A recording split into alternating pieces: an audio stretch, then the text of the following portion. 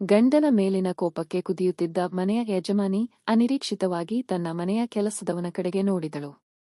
ಅವರನ್ನು ತನ್ನ ರೂಂಗೆ ಕರೆದಳು. ಆ ನೋಟದಲ್ಲಿ ಏನಿತ್ತು? ಮುಂದೆ ಏನಾಯಿತು? ವಿಡಿಯೋ ಕೊನೆವರೆಗೂ ನೋಡಿ ತಿಳಿಯುತ್ತದೆ. ಸರೋಜಮ್ಮ ಕೋಪದಿಂದ ಕೆಂಡದಂತಾಗಿದ್ದಳು. ಗಂಡ ತಿಮ್ಮಪ್ಪನ ಜೊತೆ ಜಗಳವಾಡಿಕೊಂಡು ಬೆಳಿಗ್ಗೆಯಿಂದ ಮನೆಯಲ್ಲಿ ಮುಖ ಗಂಟಿಕ್ಕಿಕೊಂಡು ಕುಳಿತಿದ್ದಳು. ತಿಮ್ಮಪ್ಪ ಎಂದಿನಂತೆ ತನ್ನ ಪಾಡಿಗೆ ಹೊರಟು ಹೋಗಿದ್ದ. ಆದರೆ ಸರೋಜಮ್ಮನ ಮನಸ್ಸು ಮಾತ್ರ ಶಾಂತವಾಗುತ್ತಿರಲಿಲ್ಲ. ಕಿಟಕಿಯ ಬಳಿ ನಿಂತು ಹೊರಗೆ ನೋಡುತ್ತಿದ್ದಳು. ಆಗ ಅವಳ ಕಣ್ಣು ಮನೆಯ ಮುಂದೆ ಗಿಡಗಳಿಗೆ ನೀರು ಹಾಕುತ್ತಿದ್ದ ರಾಮಣ್ಣನ ಮೇಲೆ ಬಿತ್ತು. ರಾಮಣ್ಣ ಸುಮಾರು 25 ವರ್ಷದ ಯುವಕ. ಕಪ್ಪು ಮೈಬಣ್ಣ, ಗಿಡ್ಡನೆಯ ಕೂದಲು, ದುಂಡಾದ ಮುಖ. ಯಾವಾಗಲೂ ನಗುಮೊಗದಿಂದ ಇರುತ್ತಿದ್ದ, ಕೆಲಸದಲ್ಲಿ ಬಹಳ ಶ್ರದ್ಧೆ. ಸರೋಜಮ್ಮ ಅವನ ಕೆಲಸವನ್ನು ಮೆಚ್ಚಿಕೊಂಡಿದ್ದಳು. ಆದರೆ ಇಂದು ಅವನನ್ನು ನೋಡಿದಾಗ ಸರೋಜಮ್ಮನ ಮನಸ್ಸಿನಲ್ಲಿ ವಿಚಿತ್ರವಾದ ಆಲೋಚನೆಗಳು ಸುಳಿದಾಡಿದವು. ಏನೋ ಈ ರಾಮಣ್ಣನಿಗೆ ಇಷ್ಟೊಂದು ನಗುವೆ? ನನ್ನ ಗಂಡನಿಂದ ಸರಿಯಾಗಿ ಒಂದು ಮಾತು ಇಲ್ಲ, ಇವನಿಗೇನು ಕಡಿಮೆ ಇಲ್ಲ ನೋಡು ಎಂದು ಮನಸ್ಸಿನಲ್ಲಿ ಅಂದುಕೊಂಡಳು. ಅವಳ ಕೆನ್ನೆಯ ಒಂದು ಭಾಗ ಕೆಂಪಗಾಗಿತ್ತು. ಉಸಿರಾಟ ಸ್ವಲ್ಪ ಏರಿಳಿತವಾಗುತ್ತಿತ್ತು. ತನ್ನ ಸೀರೆಯನ್ನು ಸರಿ ಮಾಡಿಕೊಂಡಳು. ರಾಮಣ್ಣ ನೀರು ಹಾಕಿ ಮುಗಿಸಿ ಅಂಗಳಗುಡಿಸುತ್ತಿದ್ದ. ಅವನ ಬೆವರು ಹಣೆ ಮತ್ತು ಕುತ್ತಿಗೆಯ ಮೇಲೆ ಹನಿಗಳಾಗಿ ಹೊಳೆಯುತ್ತಿತ್ತು. ಸರೋಜಮ್ಮ ಅವನನ್ನು ಗಮನಿಸುತ್ತಿದ್ದಳು. ಅವನ ತೋಳುಗಳ ಮಸಲ್ಸ್ ಚಲಿಸುತ್ತಿದ್ದ ರೀತಿ ಅವಳ ಗಮನ ಸೆಳೆಯಿತು.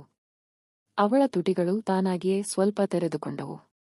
ಅಯ್ಯೋ ಮದಕೋತಾಯಿತ ನನಗೆ ಎಂದು ತಾನೇ ಹುಬ್ಬೇರಿಸಿಕೊಂಡಳು. ಆದರೆ ಆ ನೋಟವನ್ನು ಅವಳು ತಪ್ಪಿಸಲಾಗಲಿಲ್ಲ. ರಾಮಣ್ಣ ಗುಡಿಸಿ ಮುಗಿಸಿ ಒಳಗೆ ಹೋಗಲು ತಿರುಗಿದ. ಸರೋಜಮ್ಮ ಬೇಗನೆ ಕಿಟಕಿಯಿಂದ ಸರಿದಳು. ಸ್ವಲ್ಪ ಹೊತ್ತಿನ ನಂತರ ಸರೋಜಮ್ಮ ಅಡುಗೆ ಮನೆಗೆ ಹೋದಳು.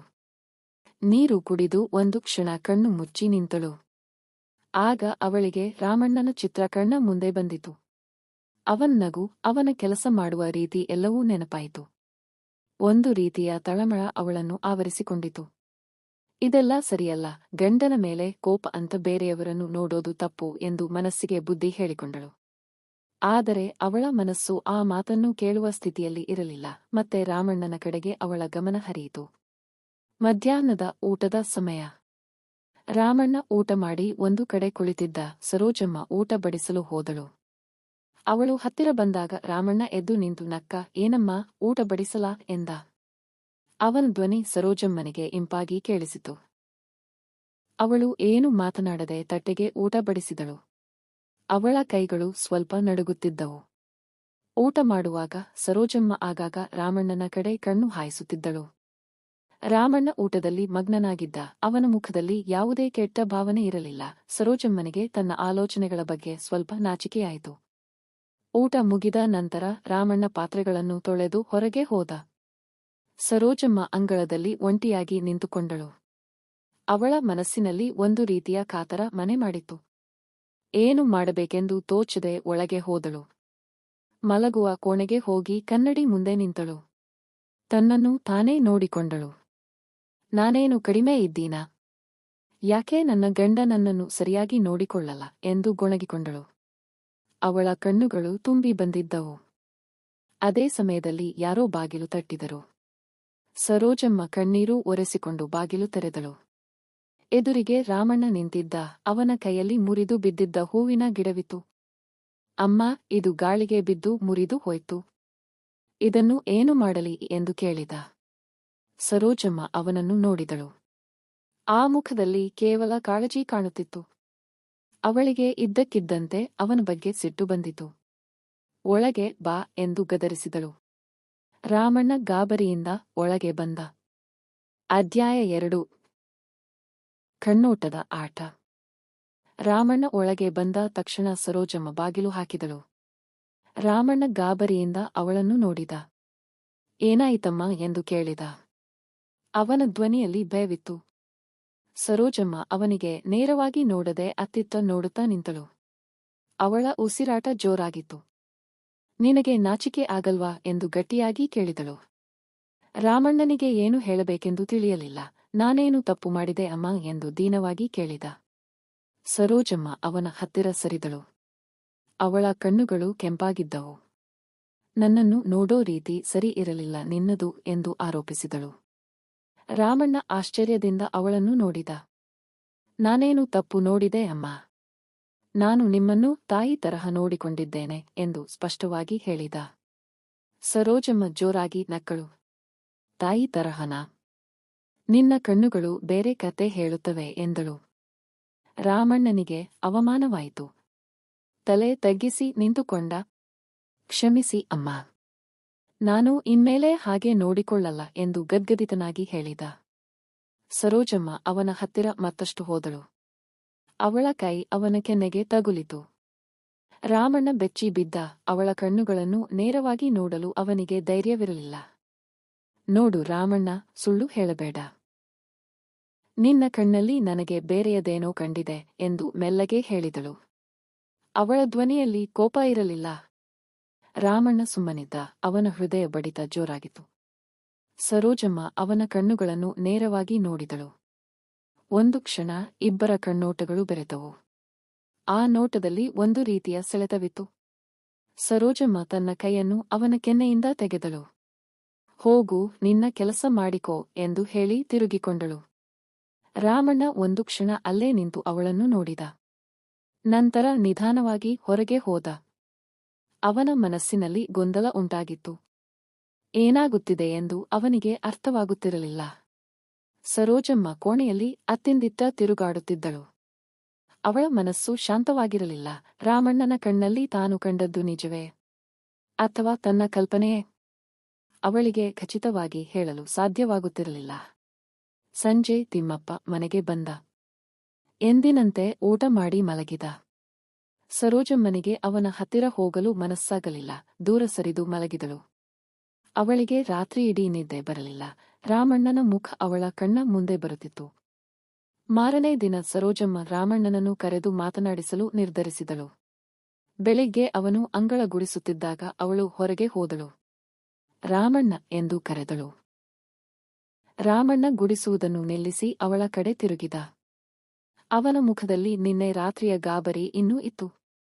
ನಿನ್ನೆ ನಾನು ನಿನ್ನನ್ನು ಏನೋ ಅಂದೆ. ಅದರ ಬಗ್ಗೆ ತಲೆ ಕೆಡಿಸಿಕೊಳ್ಳಬೇಡ ಎಂದು ಸರೋಜಮ್ಮ ಹೇಳಿದಳು. ಅವಳ ಧ್ವನಿ ಸೌಮ್ಯವಾಗಿತ್ತು. ರಾಮಣ್ಣ ತಲೆಯಾಡಿಸಿದ. ಪರವಾಗಿಲ್ಲ ಅಮ್ಮ ಎಂದ. ನೀನು ಒಳ್ಳೆಯ ಹುಡುಗ. ಚೆನ್ನಾಗಿ ಕೆಲಸ ಮಾಡ್ತೀಯಾ ಎಂದು ಸರೋಜಮ್ಮ ಮುಂದುವರೆಸಿದಳು. ರಾಮಣ್ಣ ಸುಮ್ಮನಿದ್ದ. ನಾನು ನಿನ್ನನ್ನು ಒಂದು ಮಾತು ಕೇಳಬಹುದಾ ಎಂದು ಸರೋಜಮ್ಮ ಕೇಳಿದಳು. ರಾಮಣ್ಣ ತಲೆಯಾಡಿಸಿದ. ನಿನ್ನ ಮನಸ್ಸಿನಲ್ಲಿ ನನ್ನ ಬಗ್ಗೆ ಏನಾದರೂ ಬೇರೆ ಭಾವನೆ ಇದೆಯಾ ಎಂದು ನೇರವಾಗಿ ಕೇಳಿದಳು. ರಾಮಣ್ಣನ ಮುಖ ಕೆಂಪಾಯಿತು. ಅವನು ಏನು ಹೇಳಬೇಕೆಂದು ತಿಳಿಯದೆ ತಡಬಡಿಸಿದ. ನೋಡಿ ಅಮ್ಮ, ನಾನು ಎಂದು ಮಾತು ಆರಂಭಿಸಿದ. ಸರೋಜಮ್ಮ ಅವನಿಗೆ ಕೈ ಸನ್ನೆ ಮಾಡಿ ಸುಮ್ಮನಿರಿಸಿದಳು. ನಿಜ ಹೇಳು ರಾಮಣ್ಣ, ಸುಳ್ಳು ಹೇಳಬೇಡ ಎಂದಳು. ಅವಳ ಕಣ್ಣಲ್ಲಿ ಒಂದು ರೀತಿಯ ಕಾತರವಿತ್ತು. ರಾಮಣ್ಣ ದೀರ್ಘವಾಗಿ ಉಸಿರು ತೆಗೆದುಕೊಂಡ. ನಿಜ ಹೇಳಬೇಕಂದ್ರೆ ನಿಮ್ಮ ಬಗ್ಗೆ ನನಗೆ ಗೌರವ ಇದೆ ಅಮ್ಮ. ನೀವು ಒಳ್ಳೆಯವರು. ಆದರೆ ಎಂದು ಅರ್ಧಕ್ಕೆ ನಿಲ್ಲಿಸಿದ. ಆದರೆ ಏನು ಎಂದು ಸರೋಜಮ್ಮ ಕೇಳಿದಳು. ರಾಮಣ್ಣ ತಲೆ ಎತ್ತಿ ಅವಳ ಕಣ್ಣುಗಳನ್ನು ನೋಡಿದ. ಆ ನೋಟದಲ್ಲಿ ಒಂದು ರೀತಿಯ ಬೇಡಿಕೆ ಇತ್ತು. ನಿಮ್ಮನ್ನು ನೋಡಿದಾಗ ನನಗೆ ಒಂಥರ ಅನಿಸುತ್ತೆ ಅಮ್ಮ. ಅದು ತಪ್ಪು ಅಂತ ಗೊತ್ತು. ಆದ್ರೆ ನನ್ನ ತಪ್ಪಿಲ್ಲ ಎಂದು ನಿಧಾನವಾಗಿ ಹೇಳಿದ. ಸರೋಜಮ್ಮ ಅವನ ಮಾತನ್ನು ಕೇಳಿ ಒಂದು ಕ್ಷಣ ಸುಮ್ಮನಾದಳು. ಅವಳ ಮುಖದಲ್ಲಿ ನಾಚಿಕೆ ಮತ್ತು ಕುತೂಹಲ ಒಟ್ಟಿಗೆ ಕಾಣಿಸುತ್ತಿತ್ತು. ರಾಮಣ್ಣನ ಮಾತುಗಳು ಸರೋಜಮ್ಮನ ಮನಸ್ಸಿನಲ್ಲಿ ಅಲ್ಲೋಲ ಕಲ್ಲೋಲ ಉಂಟುಮಾಡಿದವು. ತಾನು ಒಬ್ಬಂಟಿಯಾಗಿ ಅನುಭವಿಸುತ್ತಿದ್ದ ಆಕರ್ಷಣೆಯನ್ನು ರಾಮಣ್ಣನೂ ಅನುಭವಿಸುತ್ತಿದ್ದಾನೆ ಎಂದು ತಿಳಿದಾಗ ಅವಳಿಗೆ ಆಶ್ಚರ್ಯವಾಯಿತು. ಒಂದು ಕಡೆ ತಪ್ಪೆಂಬ ಭಯ, ಇನ್ನೊಂದು ಕಡೆ ಆಸೆಯ ಕಿಚ್ಚು ಅವಳನ್ನು ದಹಿಸುತ್ತಿತ್ತು. ನೋಡು ರಾಮಣ್ಣ, ಇದು ಸರಿಯಲ್ಲ. ನಾನು ನಿನ್ನ ಯಜಮಾನಳು. ನೀನು ನನ್ನ ಮನೆಯ ಕೆಲಸದವನು. ನಮ್ಮ ನಡುವೆ ಇಂತಹ ಭಾವನೆಗಳು ಇರಬಾರದು ಎಂದು ಗಂಭೀರವಾಗಿ ಹೇಳಿದಳು. ಆದರೆ ಅವಳ ಧ್ವನಿಯಲ್ಲಿ ಅಷ್ಟೊಂದು ಗಟ್ಟಿತನವಿರಲಿಲ್ಲ. ರಾಮಣ್ಣ ತಲೆ ತಗ್ಗಿಸಿ ನಿಂತುಕೊಂಡ. ಹೌದು ಅಮ್ಮ. ನನಗೆ ಗೊತ್ತು. ನನ್ನ ತಪ್ಪಾಗಿದೆ. ಇನ್ಮೇಲೆ ನಾನು ಹಾಗೆಲ್ಲ ಯೋಚಿಸಲ್ಲ ಎಂದು ಪಶ್ಚಾತ್ತಾಪದಿಂದ ನುಡಿದ. ಸರೋಜಮ್ಮ ಅವನ ಹತ್ತಿರ ಹೋದಳು. ಅವಳ ಕೈ ಅವನ ಬೆನ್ನಿಗೆ ತಗುಲಿತು. ರಾಮಣ್ಣ ಬೆಚ್ಚಿಬಿದ್ದ. ಅವಳು ನಿಧಾನವಾಗಿ ಅವನ ಬೆನ್ನನ್ನು ಸವರಿದಳು. ನನಗೆ ಗೊತ್ತು ರಾಮಣ್ಣ, ಇದು ನಿನ್ನ ತಪ್ಪಲ್ಲ ಅಂತ. ಕೆಲವೊಮ್ಮೆ ನಮ್ಮ ಮನಸ್ಸಿಗೆ ನಾವು ಹೇಳಿದ ಮಾತು ಕೇಳಿಸಲ್ಲ ಎಂದು ಹೇಳಿದಳು. ಅವಳ ಸ್ಪರ್ಶ ರಾಮಣ್ಣನಿಗೆ ಹೊಸ ಅನುಭವ ನೀಡಿತು. ಅವನ ದೇಹದಲ್ಲಿ ಒಂದು ರೀತಿಯ ವಿದ್ಯುತ್ ಸಂಚಾರವಾದಂತಾಯಿತು. ಅವನು ತಲೆಯೆತ್ತಿ ಸರೋಜಮ್ಮನ ಕಡೆ ನೋಡಿದ. ಅವಳ ಕಣ್ಣಲ್ಲಿ ಕರುಣೆ ಮತ್ತು ಕಾಮದ ಮಿಂಚು ಒಟ್ಟಿಗೆ ಕಾಣಿಸುತ್ತಿತ್ತು. ಆ ನೋಟ ಅವನನ್ನು ಮತ್ತಷ್ಟು ಆಕರ್ಷಿಸಿತು. ಸರೋಜಮ್ಮ ತನ್ನ ಕೈಯನ್ನು ಅವನ ಬೆನ್ನಿನಿಂದ ತೆಗೆದಳು. ನೀನು ನಿನ್ನ ಕೆಲಸ ಮಾಡಿಕೋ. ಇನ್ಮೇಲೆ ಈ ವಿಷಯದ ಬಗ್ಗೆ ಮಾತಾಡೋದು ಬೇಡ ಎಂದು ಹೇಳಿ ಒಳಗೆ ಹೋದಳು. ಆ ದಿನವಿಡೀ ಸರೋಜಮ್ಮನ ಮನಸ್ಸು ನೆಮ್ಮದಿಯಾಗಿರಲಿಲ್ಲ. ರಾಮಣ್ಣನ ಮಾತುಗಳು ಅವಳ ಕಿವಿಯಲ್ಲಿ ಗುನುಗುತ್ತಿದ್ದವು. ಅವನ ಸ್ಪರ್ಶ ಅವಳ ಮೈಯನ್ನು ಜುಮ್ ಎನ್ನುತ್ತಿತ್ತು. ಅವಳು ಪದೇ ಪದೇ ಕಿಟಕಿಯಿಂದ ಹೊರಗೆ ನೋಡುತ್ತಿದ್ದಳು. ರಾಮಣ್ಣ ತನ್ನ ಕೆಲಸದಲ್ಲಿ ಮಗ್ನನಾಗಿದ್ದ, ಆದರೆ ಅವನ ಮುಖದಲ್ಲಿ ಒಂದು ರೀತಿಯ ಗಾಂಭೀರ್ಯವಿತ್ತು. ಸಂಜೆ ತಿಮ್ಮಪ್ಪ ಬಂದಾಗ ಸರೋಜಮ್ಮ ಎಂದಿನಂತೆ ಮಾತನಾಡಿಸಿದಳು. ಆದರೆ ಅವಳ ಮನಸ್ಸು ಬೇರೆ ಎಲ್ಲೋ ಇತ್ತು. ಊಟ ಮಾಡುವಾಗಲೂ ಅವಳಿಗೆ ರಾಮಣ್ಣನ ನೆನಪಾಗುತ್ತಿತ್ತು. ರಾತ್ರಿ ಮಲಗುವಾಗ ಅವಳಿಗೆ ನಿದ್ದೆ ಬರಲಿಲ್ಲ. ಕಣ್ಣು ಮುಚ್ಚಿದರೂ ರಾಮಣ್ಣನ ಮುಖವೇ ಕಾಣಿಸುತ್ತಿತ್ತು. ಅವನ ಕಣ್ಣೋಟ, ಅವನ ಸ್ಪರ್ಶ ಎಲ್ಲವೂ ಅವಳನ್ನು ಕಾಡುತ್ತಿತ್ತು. ಮರುದಿನ ಸರೋಜಮ್ಮ ಒಂದು ನಿರ್ಧಾರಕ್ಕೆ ಬಂದಳು. ತನ್ನ ಮನಸ್ಸಿನಲ್ಲಿರುವ ಆಸೆಯನ್ನು ಅವಳು ನಿಯಂತ್ರಿಸಲು ಸಾಧ್ಯವಿಲ್ಲ ಎಂದು ಅವಳಿಗೆ ಅನಿಸಿತು. ರಾಮಣ್ಣನು ಅದೇ ರೀತಿ ಭಾವಿಸುತ್ತಿದ್ದರೆ ತಪ್ಪೇನು? ಅವಳು ರಾಮಣ್ಣನನ್ನು ಕರೆದಳು. ರಾಮಣ್ಣ, ಸ್ವಲ್ಪ ನನ್ನ ರೂಮಿಗೆ ಬರ್ತೀಯಾ ಎಂದು ಕೇಳಿದಳು. ಅವಳ ಧ್ವನಿಯಲ್ಲಿ ಒಂದು ರೀತಿಯ ಆಹ್ವಾನವಿತ್ತು. ರಾಮಣ್ಣ ಆಶ್ಚರ್ಯದಿಂದ ಅವಳನ್ನು ನೋಡಿದ. ಈಗೇನು ಕೆಲಸ ಇದೆ ಅಮ್ಮ ಎಂದು ಕೇಳಿದ. ಒಂದು ಮುಖ್ಯವಾದ ವಿಷಯ ಮಾತಾಡಬೇಕು. ಒಳಗೆ ಬಾ ಎಂದು ಸರೋಜಮ್ಮ ಮತ್ತೆ ಹೇಳಿದಳು. ರಾಮಣ್ಣ ನಿಧಾನವಾಗಿ ಒಳಗೆ ಹೋದ. ಸರೋಜಮ್ಮ ಬಾಗಿಲು ಹಾಕಿದಳು. ರಾಮಣ್ಣನಿಗೆ ಗಾಬರಿಯಾಯಿತು. ನಿನ್ನೆ ನಡೆದ ಘಟನೆ ಅವನಿಗೆ ನೆನಪಾಯಿತು. ಸರೋಜಮ್ಮ ಅವನ ಹತ್ತಿರ ಸರಿದಳು. ಅವಳ ಮುಖದಲ್ಲಿ ಗಂಭೀರತೆ ಇತ್ತು. ನೋಡು ರಾಮಣ್ಣ, ನಿನ್ನೆ ನೀನು ಹೇಳಿದ ಮಾತು ನನಗೆ ಅರ್ಥ ಆಯ್ತು. ನನ್ನ ಮನಸ್ಸಿನಲ್ಲೂ ನಿನ್ನ ಬಗ್ಗೆ ಒಂದು ರೀತಿಯ ಆಕರ್ಷಣೆ ಇದೆ ಅನ್ನೋದು ನಿಜ ಎಂದು ನೇರವಾಗಿ ಹೇಳಿದಳು. ರಾಮಣ್ಣ ಆಶ್ಚರ್ಯದಿಂದ ಅವಳನ್ನು ನೋಡಿದ. ಅವನಿಗೆ ನಂಬಲು ಸಾಧ್ಯವಾಗುತ್ತಿರಲಿಲ್ಲ. ಆದರೆ ಇದು ತಪ್ಪು ಅಂತ ನನಗೆ ಗೊತ್ತು. ನಾವು ಹೀಗೆಲ್ಲ ಮಾಡಬಾರದು ಎಂದು ಸರೋಜಮ್ಮ ಮುಂದುವರಿಸಿದಳು. ಹೌದು ಅಮ್ಮ, ಇದು ತಪ್ಪು ಎಂದು ರಾಮಣ್ಣ ದೃಢವಾಗಿ ಹೇಳಿದ. ಸರೋಜಮ್ಮ ಅವನ ಕಣ್ಣುಗಳನ್ನು ನೇರವಾಗಿ ನೋಡಿದಳು. ನಿಜವಾಗ್ಲೂ ಹಾಗನಿಸುತ್ತಾ ನಿನಗೆ ಎಂದು ಕೇಳಿದಳು. ರಾಮಣ್ಣ ಸುಮ್ಮನಾದ. ಅವನ ಕಣ್ಣಲ್ಲಿ ಬೇರೆಯದೇ ಭಾವನೆ ಇತ್ತು. ಸರೋಜಮ್ಮ ಅವನ ಹತ್ತಿರ ಮತ್ತಷ್ಟು ಹೋದಳು.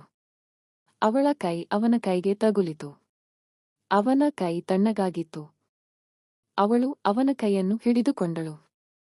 ನೋಡು ರಾಮಣ್ಣ, ನಮ್ಮಿಬ್ಬರ ನಡುವೆ ಇರೋ ಈ ಆಕರ್ಷಣೆ ಸುಳ್ಳಲ್ಲ. ನಾವು ಅದನ್ನು ಅಲ್ಲಗಳೆಯೋದು ಸಾಧ್ಯವಿಲ್ಲ ಎಂದು ಮೆಲ್ಲಗೆ ಹೇಳಿದಳು.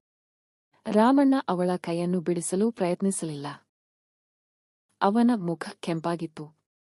ಸರೋಜಮ್ಮ ಅವನ ಹತ್ತಿರ ಸರಿದು ಅವನ ಕಿವಿಯಲ್ಲಿ ಏನೋ ಹೇಳಿದಳು. ರಾಮಣ್ಣನ ಕಣ್ಣುಗಳು ವಿಸ್ಮಯದಿಂದ ದೊಡ್ಡದಾದವು. ಸರೋಜಮ್ಮ ರಾಮಣ್ಣನ ಕಿವಿಯಲ್ಲಿ ಮೆಲ್ಲಗೆ ಮಾತನಾಡಿದಳು.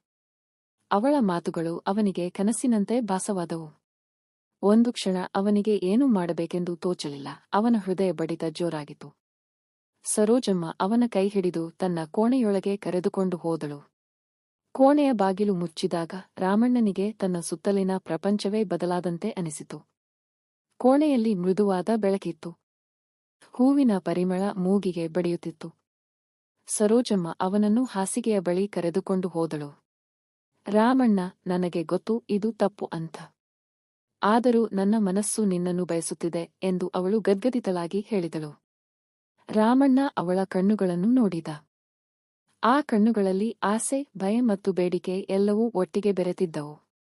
ಅವನಿಗೆ ಅವಳ ನೋವನ್ನು ಅರ್ಥಮಾಡಿಕೊಳ್ಳಲು ಸಾಧ್ಯವಾಯಿತು. ಅವನು ನಿಧಾನವಾಗಿ ತನ್ನ ಕೈಯನ್ನು ಎತ್ತಿ ಅವಳ ಕೆನ್ನೆಯನ್ನು ಸ್ಪರ್ಶಿಸಿದ. ಅವಳ ಮೈ ನಡುಗಿತು. ಅಮ್ಮ ಎಂದು ಅವನು ಮೆಲ್ಲಗೆ ಕರೆದ. ಸರೋಜಾ ಅಂತ ಕರೆ ಎಂದು ಅವಳು ಅವನಿಗೆ ಸೂಚಿಸಿದಳು. ಸರೋಜಾ ಎಂದು ಅವನು ಮತ್ತೆ ಕರೆದ. ಅವನ ಧ್ವನಿಯಲ್ಲಿ ಒಂದು ರೀತಿಯ ಹೊಸ ಭಾವನೆ ಇತ್ತು. ಅವರ ಕಣ್ಣೋಟಗಳು ಮತ್ತೆ ಬೆರೆತವು. ಈ ಬಾರಿ ಆ ನೋಟದಲ್ಲಿ ಕೇವಲ ಆಕರ್ಷಣೆ ಇತ್ತು. ಬೇರೆ ಯಾವ ಭಯವೂ ಇರಲಿಲ್ಲ.